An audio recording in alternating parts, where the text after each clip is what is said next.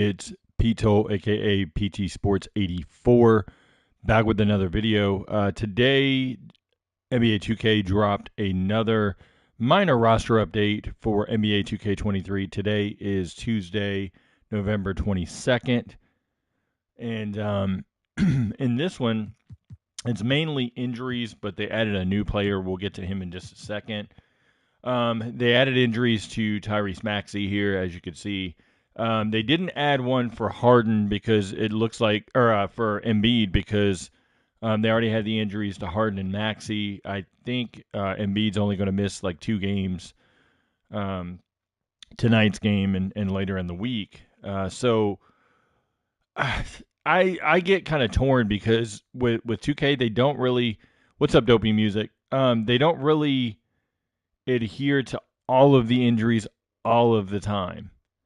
Um, it, it's funny because you'll have a player that goes out and they'll knock them out instantly. Like they'll have them out of the roster the next day, and then there'll be some players that you won't see ever injured for like a week, 2 weeks at a time. So it's just interesting how they do that. But technically, I guess you could say Embiid would be out, but I think the thinking is that with 2K offices, they're closed for Thanksgiving. Obviously, most places are. You wouldn't want your employees to work on Thanksgiving for the most part, unless you're in retail and they force you to work. But um, outside of that, Embiid not out with the injury. So Pat Connaughton had his injury removed. Um, so the Bucks are at full strength. For some reason, Chris Middleton, I wasn't aware that Middleton was coming back. I don't know if anybody else had any um, thoughts on him coming back because he didn't play in the last game. I'm going to just double check ESPN injuries. That's what I personally go off of is ESPN injuries. I don't know what 2K looks at as far as injury designations because as far as I know, Middleton was recalled by the Bucks on Monday from the Wisconsin Herd where he was practicing along with Wesley Matthews, who was also practicing. So they don't have injury designation for Chris Middleton all of a sudden. So they took that off of him, but we'll get to somebody they didn't injure, which is a major like red flag to me as far as injuries go in a minute. No additional injuries for the Chicago Bulls. Looking at the Cleveland Cavaliers, you technically could have put a minor injury to Kevin Love if you really wanted to because of the sprained fingers that he has, but not a big deal. Nothing additional for Boston. Then we get to the Clippers. Nothing there with them. One thing with the Clippers that I do want to say, in the next update, if Kawhi Leonard's still not playing to the level that he's playing, he's definitely got to go down from a 95. Because if you've got Paul George at an 89, you've got to drop Kawhi Leonard to like a 92, somewhere in that range, just because he's not playing many minutes and he's not looking ultra effective in the minutes he does play. Now, obviously, coming back from injury, you want to take a little bit of a slower approach to it, but still think 95 is extremely high for him. With that said, Reggie Jackson and Norman Powell and Ivica Zubac all have to go up. If they don't go up, then the 2K ratings are flawed for sure because Jackson's had three straight games of 20 points. And Norman Powell's been finding his shot. Ivica Zubac should have went way up last update to like a 79 or an 80 to begin with. Just the way he's rebounding the ball, able to score a little bit more this year as well. So here's the injury I was talking about. No injury designation to Ja Morant. How does this happen? If you're going through the injuries and you see, Tyrese Maxey's injured, the same night Ja Morant gets injured and his ankle, now Tyrese Maxey's was a foot, but Ja Morant's ankle injury was one of the worst ankle injuries I've seen in a while. And he gets no injury designation. I don't get it. And I get if you injure Ja Morant. Nobody's going to play with the Memphis Grizzlies online because you're not going to be able to do anything. Well, nobody's really playing with the Grizzlies online right now anyway. Like, because Desmond Bane is out, so your shooting is shot to crap. Like, because Desmond Bane was your shooting, essentially. So they have to injure Ja Morant for sure. The Hawks still have Bogdanovich out. Who knows when he's going to come back? When he does come back, he's going to have some competition on the wing because A.J. Griffin has definitely stepped up. He's going to go up in the next update for sure. He's really been balling as a starter. Hit that game winner against, I believe, was it Toronto? Yeah, it was Toronto because he was playing his dad, who's the assistant coach for the Raptors. He had that lob for the game winner. Miami Heat, they still don't have a designated injury for Tyler Hero. Tyler Hero has been out for over a week and a half, and they have no injury for him. It just doesn't make sense. Like, Miami's definitely in the tier that they need a trade by December 15th. This team ain't working. Pat Riley gambled, and it didn't pay off. Remember when he re-signed, I believe it was James Johnson and Dion Waiters to, like, massive contracts, and it blew up in his face? That's kind of what's happening here. Like, injuries are hitting Tyler Hero. I'm not that high on Tyler Hero to begin with. I think he's a sixth man at best, like a super scorer.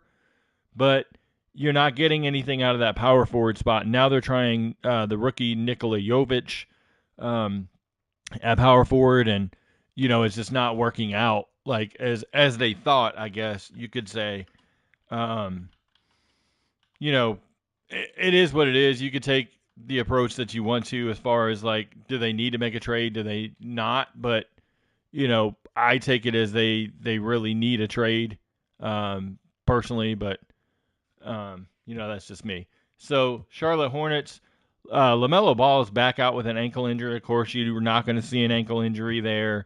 It looks like to me what 2K is doing this year, if they're not going to miss 5 games or more, they don't put them out of the lineup. But that's still no excuse for Ja Morant not to be injured, in my personal opinion. It took them long enough to get Gordon Hayward injured with that shoulder injury, and then he came right back off the injured list as well. Cody Martin's out for like 6 to 8 weeks. They never get these weeks right on the injury report. They always have it like 1 to 2 weeks.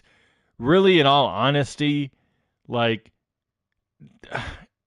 unless you're really, like, because if you're playing my career, it ain't going to matter injuries anyway because they don't take effect. If you really want an ultra effective my NBA, then yes, it matters.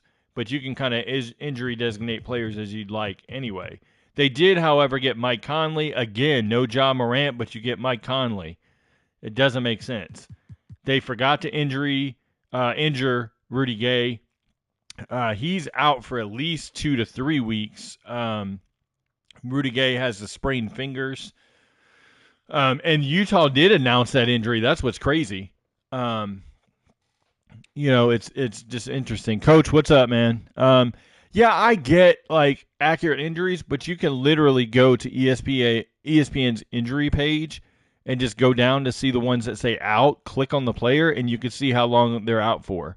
Like, if you're talking about doing daily updates, like for you, Coach, obviously in your spreadsheet, super detailed, and you don't have the time that they have. What's up, Derek?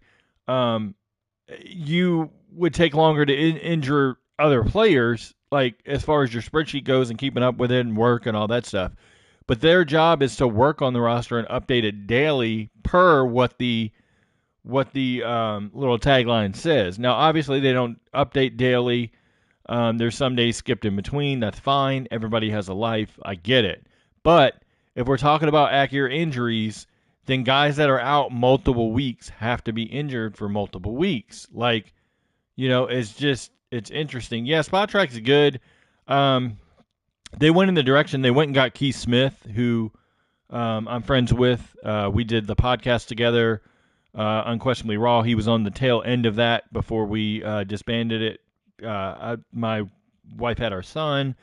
Some like actual real life stuff was going on, so wasn't able to podcast as much at that point. But he was on that one. I came back and did one with him, the original version of the NBA front office show, which he now does with Trevor Lane of Lakers Nation. was Keith and I at first, and then we added Con Arel. Once we added Con Arel, it wasn't as fluid, I would say. Nothing against Con. It just doesn't work with 3 people versus 2. Great format now with Keith and Trevor. I watch all the time. So, kudos to Keith for getting that job at Spot Track, doing a lot of the roster sheets and stuff like that. So, shout out to him. Nothing for the Sacramento Kings. Their main focus is getting Keegan Murray back in the lineup, getting him fully engaged and back on the same page. He had a incident, according to reports, his grandmother, actually from his father, reported his grandmother had a heart attack at his game, or a stroke, I'm not sure which, at his actual game while it was going. And so he's been really shaken up. His brother as well, really shaken up. Of course, obviously, major prayers to them. Hopefully everything works out. New York Knicks, they had a game last night, I'll say that. Brunson, Barrett, and Randall all had a heck of a game. Good to see that. I'm actually glad to see Quentin Grimes actually in the starting lineup. He's now the starting shooting guard. They just moved him to small forward in the last roster update. Looks like they'll have to slide him back to a shooting guard, but with that, they would have to move. Quickly's been playing a lot of point guard for them because Derrick Rose is now out. So Quickly playing the point guard would slide him down one, allow Grimes to move back to small forward there. Fournier's out of the rotation, thankfully. Finally, Tibbs stopped playing him. Lakers, nothing here. Glad to see Anthony Davis is rolling still. LeBron's questionable for tonight. Hopefully he'll come back and be effective. Well, the key marker, I think, for the Lakers, and this is just my opinion, is how is the team going to play with LeBron playing? Because I feel like this year everybody wanted to put the limelight on Russell Westbrook, right? Well, it's been LeBron James that's kind of been the hindrance for the team, in my opinion, because the team plays an entire different way when he's on the floor. And I get you have to adjust to playing to LeBron James, but how about for once LeBron James adjusts to the personnel that's on the floor and makes them effective? Like, that's what I want to see. Like, play effectively when Dennis Schroeder's on the floor, Thomas Bryant's on the floor, Russell Westbrook comes in a little bit. I get you want to stagger Westbrook and James because it doesn't really work, but they're going to have to figure out how to coexist. Austin Reeves has been playing phenomenal. Like, yeah, definitely stat chasing coach. We'll see. Ticos, what's up, man? Yeah, I forgot you're a Lakers fan, Ticos, man. Yeah, I mean, that's just my opinion. Like, I'm glad you kind of agree. Like, I wasn't like just kind of out there with my take, but LeBron James has definitely been the issue. I don't see how he can hold this 96 rating other than 2K like a legacy rating, right? What they did with Dirk in the past, they never wanted to knock his ratings down. With LeBron, he's got to go down. Like, knock him down to a 95 at minimum, if not a 94. I don't agree. I've seen some people say, why is he not a 92? Like, that's way too low. At least like a 95, if not 94, if he keeps trailing downwards, but at least knock him down one. Because KD's been better. Like, he's a 96 in comparison. Luka's been better as well. Like, Luka's a 96, so you can't have him on par with those guys. Orlando Magic, they're getting guys finally back healthy. The other thing I wanted to note, the reason why 2K doesn't really knock these guys down as much as you would think, they don't change defensive stats. They don't change athletic stats. Let's show you, for example. Let's go to LeBron. LeBron's not at 87 speed with 88 lateral quickness. He's not 90 help defense. Like, he doesn't have an 89 vertical compared to, like, these all have to be updated from inside defense, perimeter defense, steal, block, help D, pass perception, defensive consistency, lateral quickness, speed, acceleration, strength, vertical, all need to be adjusted for every single player in the league. Every player. And then, as needed, you can modify the intangibles rating. Like, it just doesn't make sense to me. Like, you've got LeBron at a 90 help defense. When's the last time he played help defense? Let's just look at LeBron. I'm going to do that for this example. I can't stay on too long. My son's eating breakfast, so and he's watching Home Alone 2, Home Alone and Home Alone 2 for like the 40th time over the past couple days. So anyway, if we look at knocking LeBron down, right? Like, let's just say we knock him conservatively here. I'll keep his 89 strength. Let's knock his vertical down to an 85. That knocked him to a 95 already, right? Perimeter defense, I'll put him at an 85 just to be on the conservative side. So right there, without touching any badges, and then let's adjust his intangibles. Well, I can't right this second because comments are coming through and it's knocking it out of the way. Hold on just a second. I'm going to wait till there we go. Oh, see, that was the wrong one. All right. So if I knock him down to a 90 intangibles, which is kind of how I scale intangibles, I do 99 for all time, which technically LeBron would be 99, but let's just say we put him at 90. He's at a 94 right there. Just off of those, and I didn't touch any badges or anything else. Definitely they would have to knock down his three-point shooting. So even if you wanted to keep him at a 98 intangibles and you fixed everything else, like I would knock down his dunk to 85, his standing dunk to 70. Not sure. I'd have to look at his data for his layup, so I don't want to touch that too much. He's not getting to the foul line as much. So if you knock them just off of those basic ratings right there, that's a 94. And you see how long that took me? Less than a minute to knock him down, accordingly. So it's not hard to do if you edit the defense and athletic ratings. And that's the thing I try to explain to 2K. Like, all the complaints that come in, if you just take the time to edit these ratings once, say you do the speed, acceleration, speed with ball, all that stuff, you only have to do that once per year. And you don't adjust those again. The defensive ratings, you could say, okay, we're going to do a defensive rating twice a year. Like where we change the defensive ratings, the rest of the updates are going to be counting stats. Great. Because once you fix the defensive stats once, there's not a lot that you have to change a second time. Rebounding and stuff like that, you're going to have to adjust. Shooting, you're going to have to adjust. But those kinds of things, passing, of course, but those kinds of things, pass perception and stuff like that, it just doesn't make sense. I don't know. It just bothers me that those don't get updated. Paolo Banchero has been out for 7 games now in a row, if I counted correctly. He's not been injured the entire time he's been out. No injury for him.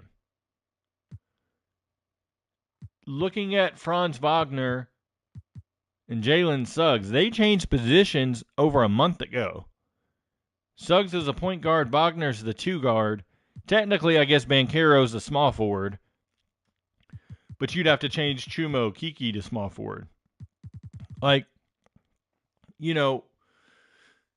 picking and choosing of who they change when is what frustrates me. I would be fine if you're like, okay, well, we missed on rating this person effectively, defensively, but we still changed LeBron, we still changed Klay Thompson, guys like that, but they don't. They leave him as a legacy player, and that's what I have a problem with. The Dallas Mavericks, I'll be curious to see what happens with Maxi Kleber and Spencer Dinwiddie. Because Dinwiddie, if anybody didn't see, dislocated his shoulder. I don't see how he's going to be effective moving forward, especially shooting the ball. And then Maxi Kleber's been already out a couple games. So curious to see how they're effective. I don't like Jason Kidd as the head coach for this team with his ineffective rotations. He refuses to play Christian Wood, played him 17 minutes last game. You need Christian Wood. You have nothing else. You've got Finney Smith, McGee, or Powell, and then Reggie Bullock in your starting lineup. How are you going to generate points outside of Luka? If Luka gets a sprained ankle or, God forbid, gets a major injury, this team is done.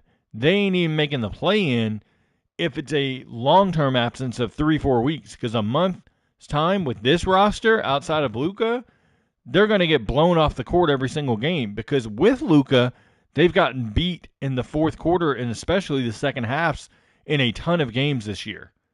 So it shows me that Jason Kidd either has a vendetta against Christian Wood or Christian Wood's attitude is so bad, it rubbed Jason Kidd the wrong way, and he just doesn't want to play him. Why is Josh Green not getting more playing time over Reggie Bullock?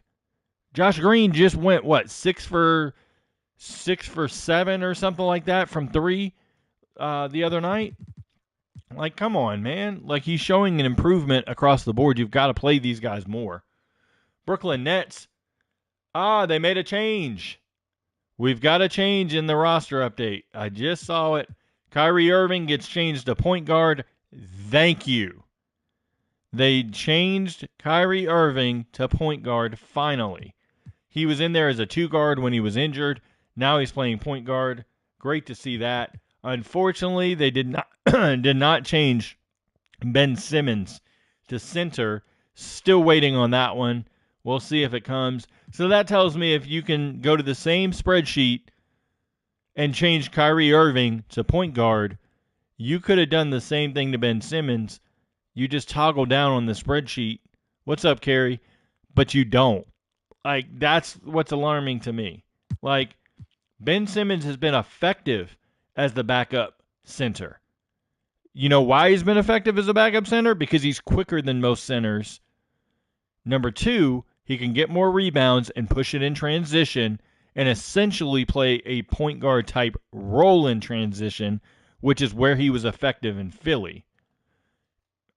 It's just common sense. Change him to center, and we're done. Then the team's accurate. 100% accurate, and you don't even have to look at it. Christian Wood's defense is suspect. Take care is a classic. But Jason Kidd needs that scoring. Where else are you getting scoring for Dallas? If it's not Christian Wood, Dinwiddie, or Luka.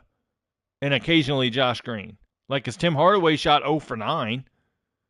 You know, like, it just doesn't make sense. Like, I don't get it. No injuries for the Denver Nuggets. Not much to say about Denver, to be honest. Like, they are what they are. Like, if Michael Porter Jr. is effective, they'll be effective. Still waiting on Jamal Murray to get 100%, but they'll be okay. Indiana, I love Tyrese Halliburton. He was rated effectively and accurately, in my opinion, in the last update. I do question Ben Mathurin at an 81 with Hield at an 80, because if you started my career right now, that means Ben Mathurin starting with Buddy Hield as the backup, because 2K does not. This is one thing they have in the game for roster makers to do, but they don't do it themselves. They don't have designate as a non-starter for Ben Mathurin checked. So, like, he would technically start if you started my career right now. Still waiting on Chris Duarte to come back from injury. Andrew Nembhard was injured last game. But Aaron Nesmith has really stepped up in the starting role and has really been effective off the bench lately. So, great to see that. I am a little worried, even though the Pelicans smacked the pretty much starless Golden State Warriors last night. They didn't have Curry. They didn't have Draymond. They didn't have Clay. I'm a little worried about Zion's defense. Just his engagement on defense. If we go to Zion and look at his ratings, he's actually rated effectively defensively, right? And he's got an 88. Like, this is what they need to do with LeBron. Not obviously to this degree because he's a better defender than Zion. I'm not saying that. But you've got a superstar in Zion, and you rated him effectively and pretty accurate, if I'm being honest. But then you can't touch LeBron. Like, come on, man. Like, we've got to be better. Like, ratings with stars that are declining. Like, it's just what it should be. I like this Pelicans team overall, though. Like, but they just got to figure it out. Like on that defensive end for Zion, for sure. Pistons, I would not be shocked to see them go in the Wembanyama sweepstakes now that Cade Cunningham's probably either out for the year or out for most of the year with the tibia injury. They do need to make one change. Marvin Bagley is the center. I don't know why Dwayne Casey wants to make him a center every single time, like every season that he's been there in Detroit. I don't know why Troy Weaver re-signed Marvin Bagley. He's terrible. Offensively, he can catch lobs. He can score in the post. He could shoot the three a tiny bit. But defensively, man, he's one of the worst defensive bigs that I've seen in the league in a while. Like, he's pretty bad. Like, he's on the level of Andre Drummond turnstile bad, like on defense. But they refuse to put him at power forward. He's actually the starting center. Isaiah Stewart should be the starting power forward because he was starting over Sadiq Bey before he ended up going out with the injury. Then Bey came in, subbed for him in the second half, started the next game, then got hurt. And they've been starting Isaiah, I don't know if it's Livers or Livers, at power forward since then. And then Bogdanovich is the other starter. The Pistons, basically, like I said, Wembanyama watch. We'll see. Scotty Barnes, they knocked down in the last update. I was glad to see that. I'd actually like to see him on par with OG Anunoby. I like Scotty Barnes, but I think it's too early to designate him as one of the top players on this team on par with Fred VanVleet. I think he should be an 83 right there with Anunoby. Siakam obviously being injured changes things for the Raptors, but they'll be okay, I think. Precious Achiuwa's out. That rebounding suffers like off the bench. Thad Young's actually been playing center off the bench to kind of fill the minutes of Precious Achiuwa, but they have him marked at power forward. Looking at the Houston Rockets, looks like a couple-week injury for Jae'Sean Tate. That's opened up the minutes for Tari Eason and Kenyon Martin, who they increased in the last update. Alperen Sengun has been phenomenal this year. Jalen Green's found his shot finally. He's streaky, though. I've seen people compare him to Kobe, like early versions of Kobe, and I laugh so hard because I just don't see that with Jalen Green. I think Jalen Green could be a potential star, maybe an all-star if he gets his shot selection down later in his career, but right now he chucks a lot of bad shots, and until that reins in, he's not going to be an all-star. Looking at the rest of the roster, Bruno Fernando's rumored to come back from injury later this week. We'll see if that happens. He was a big piece for them off the bench, but now he'll have to battle with Usman Garuba, who's been playing well in minutes off the bench. And then we get to the Spurs. The Spurs have officially hit the area of let's tank for Wembanyama. They started out with a couple wins early in the season. Now they're just kind of, going a little bit backwards, I think is the best way to put it. Purposely going backwards, I should say. They get smacked by the Lakers in the last game on Sunday, 123-92. Keldon Johnson, Devin Vassell, I would not be shocked to see them sit out with injuries as the season goes. Jakob Poeltl get traded. I could see that. I could see Josh Richardson traded. I could see Doug McDermott traded. Stuff like that. Take care is a classic. We don't have any historic roster or draft class changes. That feedback has been in for over almost closing in on 2 months. September the 26th was actually when I turned in the feedback on the draft classes. The 28th is when I turned in the info on September 28th was when I turned the info in on the era stuff. and the classic teams. Nothing has been updated on the classic teams. It seems like it's a separate dev that handles the classic team rosters. If anybody else wants to put it out on Twitter, please do. I usually don't encourage that, but I am now. The classic teams need some updating. If you go to my Twitter at Pete Toll, scroll down on my timeline, you can see some of the stuff that I put on there. So going to the Suns, they've just got to get everybody on the same page. Chris Paul's got to come back and really get right for them. OKC Thunder, I thought that they were going to be able to change Pokusevski to center since he's been playing there majority of the time, but I guess I'm okay with leaving at power forward because he does spot start there. They're, of course, getting the most out of SGA. I personally would move SGA to point guard and Giddey to shooting guard, but look what happens when I move SGA to point guard. He goes down a point.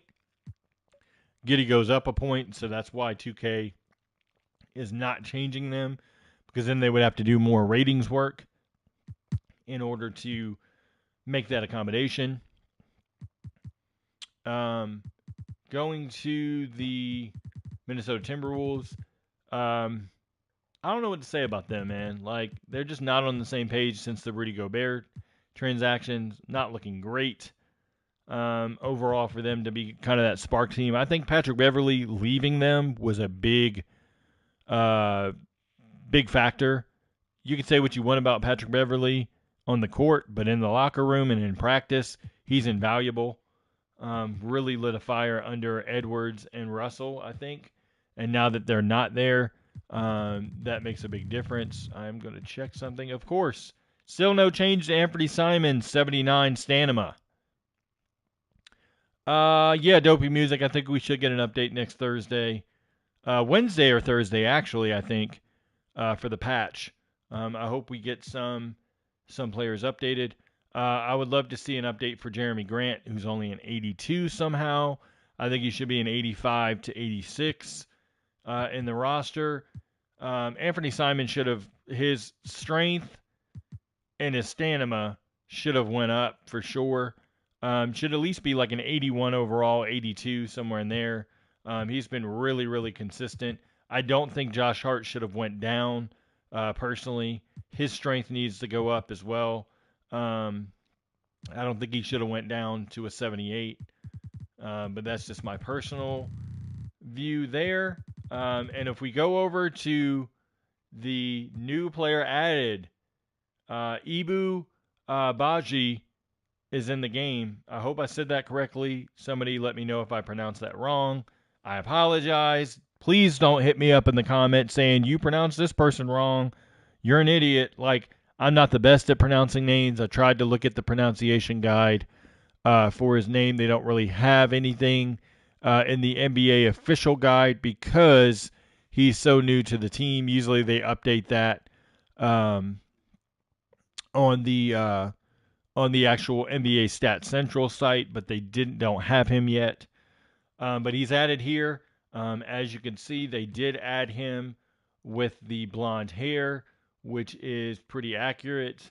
Obviously not the most accurate face-wise because it's a cap render, but the best they could. That's probably about the best I could do with it, but looks good enough there. So he's definitely added in to the roster. I don't think they get Gary Payton II back for a couple more weeks.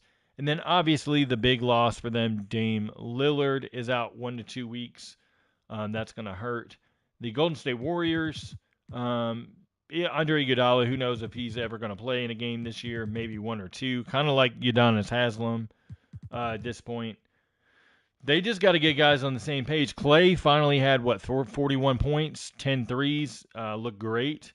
So now 2K can justify their 83 overall rating somehow, but I think he still needs to go down 1. Everybody from Poole to Thompson, Poole, Green, and Thompson need to go down 1. How James Wiseman's a 77, I don't know. He should be at a 75 with Kevon Looney. It just makes better sense. They should move to Michael Green to backup center since Kuminga's taking the backup 4 minutes, but It is what it is. Washington Wizards have been winning lately. They've got to up Kyle Kuzma. He's been a big reason why they've been winning lately.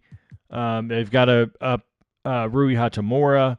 Danny Avdia can go up. Corey Kispert can go up. Like, guys need to go up on that team. Meanwhile, they have Johnny Davis, who's played only a few minutes in the NBA, at a 74, and he didn't look great in Summer League or the NBA. Vernon Carey, who's been a G League starter for like literally almost his entire career between Charlotte and Washington, doesn't hardly ever play. He's a 73. They should have him down at a 70 with Isaiah Todd. They did get Devin Dotson added in on a two-way contract. Jordan Shackle was released to make room for him. Orlando Robinson on the Heat. What about him, Orlando? Phillium. I mean, I see him here on a two-way. Is there anything I should know about him specifically other than him being on the roster? I mean, he played the other night for Miami.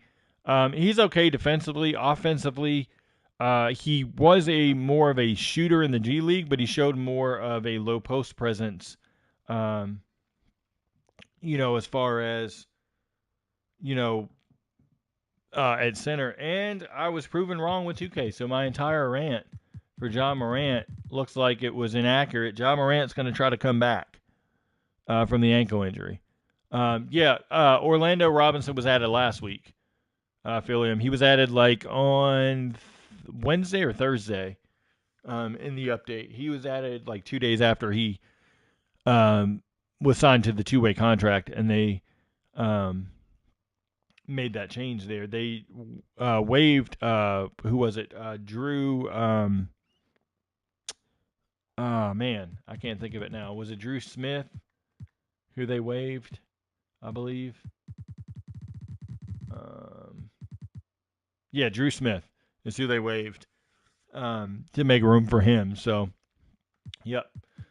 All right. Well, that's pretty much it for this update. There's nothing else. I mean, I'll go to the classic teams and show you nothing was updated. You can make a case that Rod Wiggins should be waived from the Bulls. That's debatable whether you want to keep the team or not.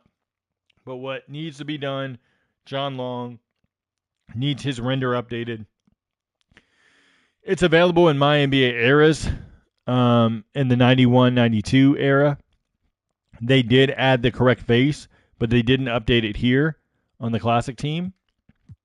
Also, we go over to the Rockets. As you can see, the college for Carl Herrera needs to be updated to the University of Houston. We've got, let's see. Oh, they added the face to Gary Grant here, but they didn't add it in my NBA eras for the Clippers, 91-92 Clippers. They have them as far as they have Darryl Walker there. He's without a face though, like without a face scan or artist render, or whatever you want to say. But he's there. Trent Tucker is not on the roster. You've got to create him and add him. Another change they need to make is the college or the draft year for Charlie Ward. Should be 1994 there. That's just a small minor one, of course. They updated the face for Raja Bell on the 2002-2003 Dallas Mavericks in the Kobe era roster, but they didn't update it here. He has that crusty old PS3 face that's darker skin, no tattoos. Same goes for the 02-03 version there. Another change they need to make is Oliver Miller does have an official artist render correctly made face for the 03-04 Timberwolves in current gen, but they did not add the face to next gen. What's up with Rodman?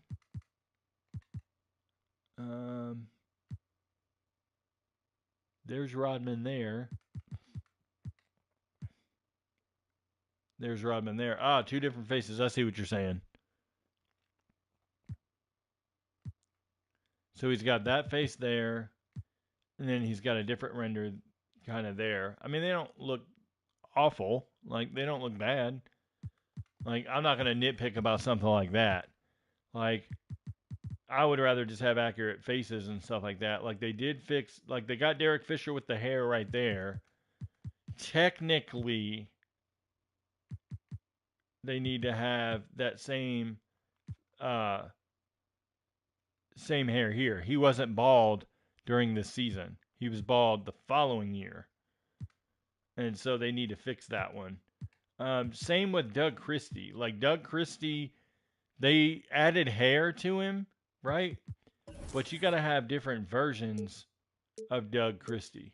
So they have version 1 and 2, but they never added the bald head for version 2.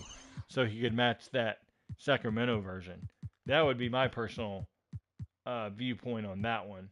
No new players added, of course, because they're not updating the rosters at all for the classic teams for whatever reason. Maybe they're waiting on a more prominent update to get guys in. I don't know. I don't know what they have going behind the scenes as far as any plans for anything. I will say this. As roster makers, we need to be worried. And the reason I say that is a lot of players are going to be off the game next year if they don't secure the rights to them or they don't play in the NBA this year. Ed Davis being one of them, which would eliminate this team, the 12-13 Grizzlies, completely. We would also not have Mario Chalmers. They'd have to reach a deal with him. They would have to reach deals with, let's see who else here. They would have to get Lance Stevenson back again, reach a deal with him. They would have to reach a deal. They've got J.J. Redick in this year. Let's see if that contract continues. They'd have to get Darren Collison. They'd have to reach a deal with him. Blake Griffin is on a team this year, so we don't have to worry about him. He was previously on my list. Looking at other guys. Just going through real quick. Looks like everybody's safe as far as they go. I'll have to double check too, Philip. I'm not sure if he is or not. That's a good call there. But let's look at the free agent pool, and that'll kind of show a fair amount of them as well. I'm worried because there's some big names. Like DeMarcus Cousins would be out, Dwight Howard would be out, Enes Kanter would be out, Derek Favors, LaMarcus Aldridge, obviously Nemanja Bjelica, Hassan Whiteside would be out, Tristan Thompson would be out, Cody Zeller, Willie Cauley-Stein, Paul Millsap would be out, Greg Monroe, Ed Davis, who I mentioned. Miles Bridges essentially would be out, but he would probably be added back if he's added to a team. He's young enough. Carmelo Anthony would be out. Ersan Ilyasova, Jabari Parker. Like, Trevor Ariza would be out. Like, there's a lot of big names that would be out. We would be highly disappointed as roster makers if those guys were out of the roster. Like, Joe Johnson's another one that would be out again. And there's guys that aren't interested in being in 2K. That's the thing. Like, Ben McLemore, another one. Like, I mean, there's tons of other smaller name players, but like the bigger name players and stuff is who I worry about, because like getting them, once you lose them, trying to get them back is difficult. We've seen with Brandon Roy, we've seen everybody's reached out to try to get Marc Gasol. Like, those guys are tough to get. Like, Isaiah Thomas is another one. Eric Bledsoe. Like, those guys are all players that, Rajon Rondo, another one. Lou Williams. Like, these are guys that matter. Like, across the board, like as far as getting players' rights in. So us that reach out, like me, Carrie, Philium, like especially like us three, because we're always reaching out to players, like we're gonna have a lot of work to do.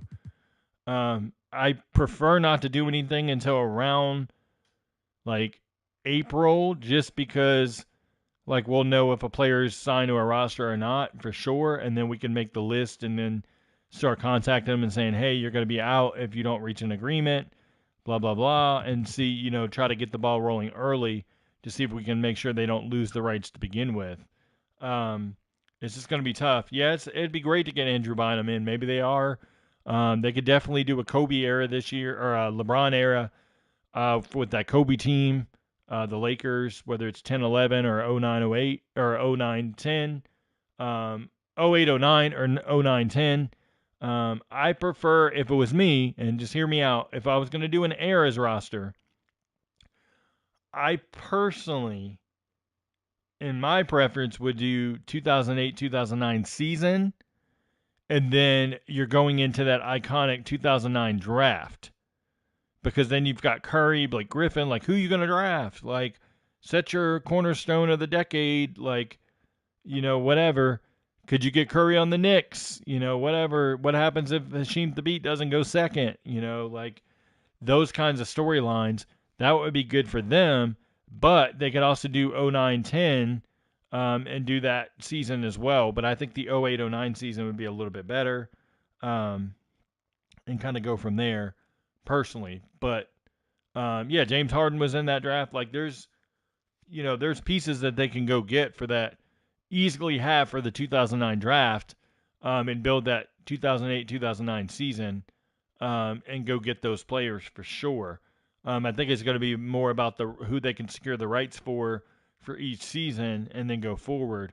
But we'll definitely, I think, see the Eras roster in some capacity, just based on the interview that Eric Bonish did like 2-3 weeks ago, where he said that they were very successful so far with the Eras stuff, and they were very pleased with how it turned out. Kind of, if you read between the lines, like, okay, this was effective. We need to do this again next year. Add in a Kobe Classic Challenge, and that would be, I mean, you would sell copies would fly off the shelves just for that Kobe Challenge, because there's so many people that are way younger than me, in their 20s, stuff like that, that idolize Kobe, that didn't get to see Jordan, that would have that Kobe challenge.